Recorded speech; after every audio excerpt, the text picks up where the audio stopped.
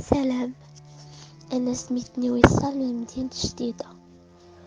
بغيت نعاود لكم القصة ديالي وكنتمنى تكون عبرة لكاع البنات. المهم، أنا تعرفت على واحد الولد في الفيسبوك، يعني كانت عندي ديك الساعة 13 عام، كنت باقا صغيرة، كنت غنية، كنت درت أول فيسبوك ديك الساعة.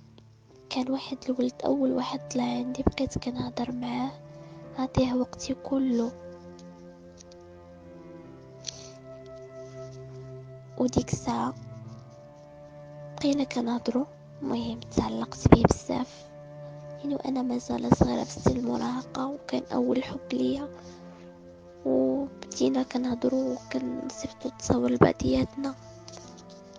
هو كان عنده 22 عام فاش تعرفت عليه. المهم بقينا كنهضرو واحد المدة اللي هي طويلة، 5 سنين وحنا مع بعضياتنا.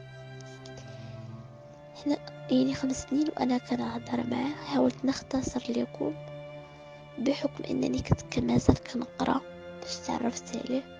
5 سنين وانا معاه، من بعد ما دازت 5 سنين تفارقنا.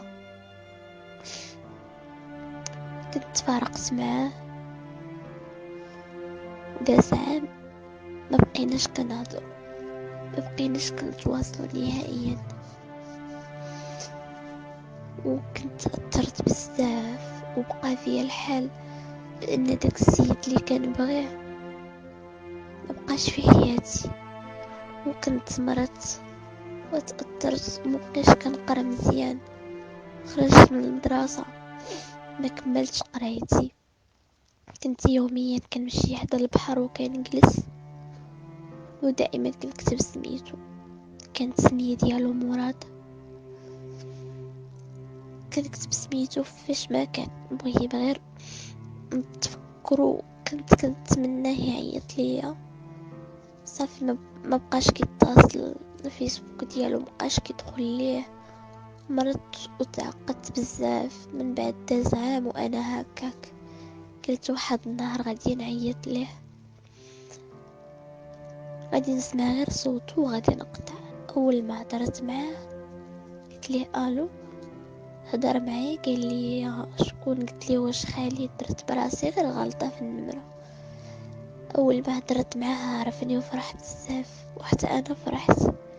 صالحنا ورجعنا لبعضياتنا، كملنا عام وحنا مع بعضياتنا. ولات عندي يمكن ديك الساعه تقريبا 16 عام. المهم تعلقت بيه بزاف لواحد الدرجة اللي وليت كنقول حياتي كلها ما نقدرش نكملها الا ما كانش معايا. صافي وصل داك الوقت انا كبرت يعني شويه، بداو كيجوني الخطاب. هو كان موعدني بالزواج، وكانت كتهضر معايا ماما ديما حنا مع بعضياتنا، وكنا كنتواصلوا بزاف، وكان كيهضر هضره ديال المعقول ماشي ديال التفليه. وعطيني وعد ودار المستحيل باش قنع باه باش يجيو يخطبوني، وديك الوعود كلها. وكان كيخدم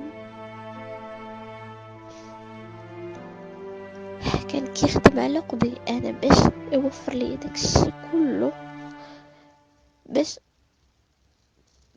انا ما تخصني حتى شي حاجه.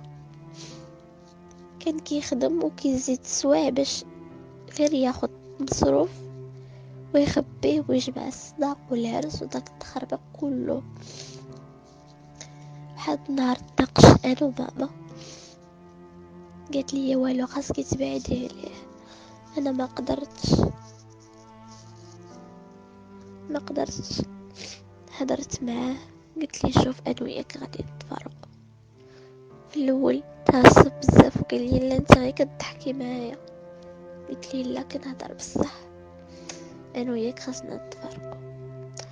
رغم انني كانت عندي ظروف هي صعيبه من ناحيه الاخ ديالي ولا الام ديالي، لحقاش كنت قلت لهم راه مراد غيجي يخطبني وهادي، ووالديا ما بغاوش. قال لي خاصك ضروري تفرقي معاه. صافي تفرقت معاه مدة تقريبا شهر. مرات عاوتاني وجاوني شي خطاب مبغيتهمش. صافي حياتي تعقدات، دزو عليا نتزوج بواحد السيد اللي انا ما كنبغيهش. المهم تقريبا جا داك السيد بزز مني وماما كتقول لي الا ما تزوجتيش بيه انا غادي نسخط عليك، الا ما درتيش هاد الحاجه انتي ماشي بنتي. زوجوني بزز مني وقبلت بيه. نهار العرس انا كنت كنبكي، الناس كتزغرت وكتضحك وكتشطح وانا في قلبي غير مراد لحقاش ما قدرتش ننساه.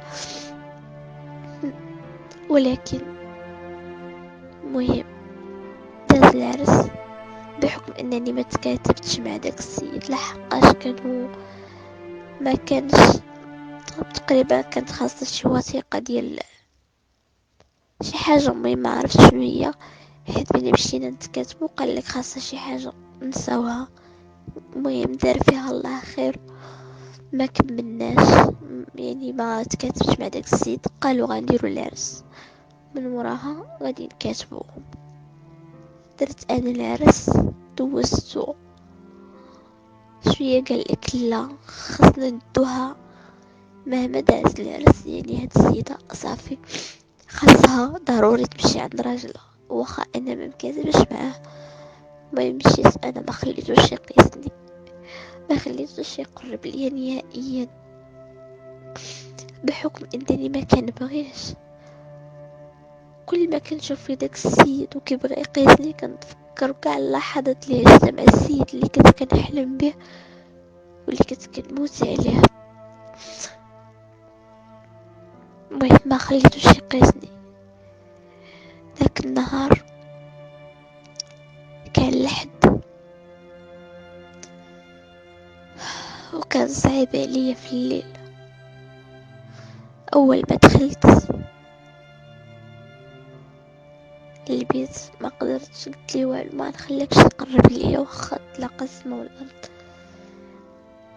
جات عندي واحدة عمتي قالت لهم لا والو خاصك الناس مع راجلها. قسما بالله اللي ما كانت كتقول بحال هكاك بحال كتشدني وكطعني بشي سكين في الداخل ديالي. قالت لهم لا ولا وكاع علاش جيت في دوزة العرس ديالها خاصة ضروري راجلها يحاديها. انا ما بغيتش. قالت لهم لا واخا يعرف يقيسها صح واخا بحال كتقول لهم واخا كتعرفوا اني اغتصبها. المهم ما خصناش تبقى بحكم ان عمتي ما كانتش كتستحملني ما كنتش عزيزة عليها. صافي ما قدرش نكمل مع داك السيد، ما خليتوش يقيسني. نهار الاخر هربت ليهم من الدار، مشات معايا غير ماما. قلت لها ماما سمحي لي ما غاديش نقدر نكمل في هاد الزواج، انا ما نقدرش. داتني ماما عند خالي داك النهار الثاني، يعني نهار ليلة العرس نهار الليلة الثانية داتني عند مرت خالي. جالي اخويا قسني بالعصا ضربني وما خلى ما دار غير باش نرجع.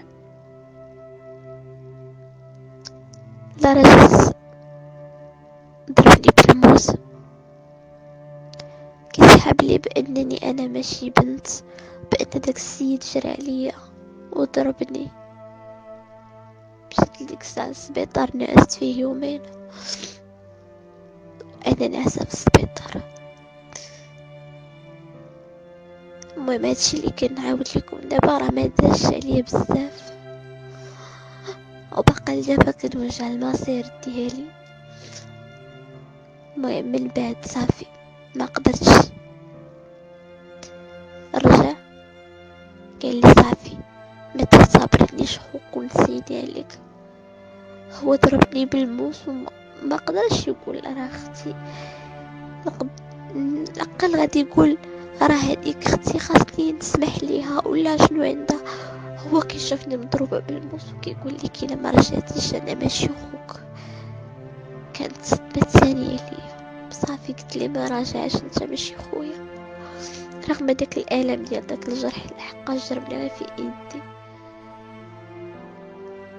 صافي من بعد مشيت للسبيطار، خرجت منه،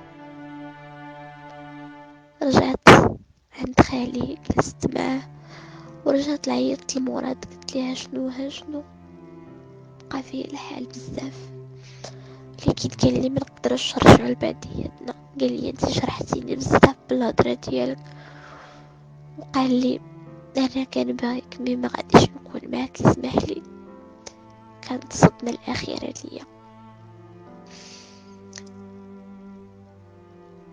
وهكا كانت القصه ديالي، مي باقا كنواجه بزاف ديال الحوايج.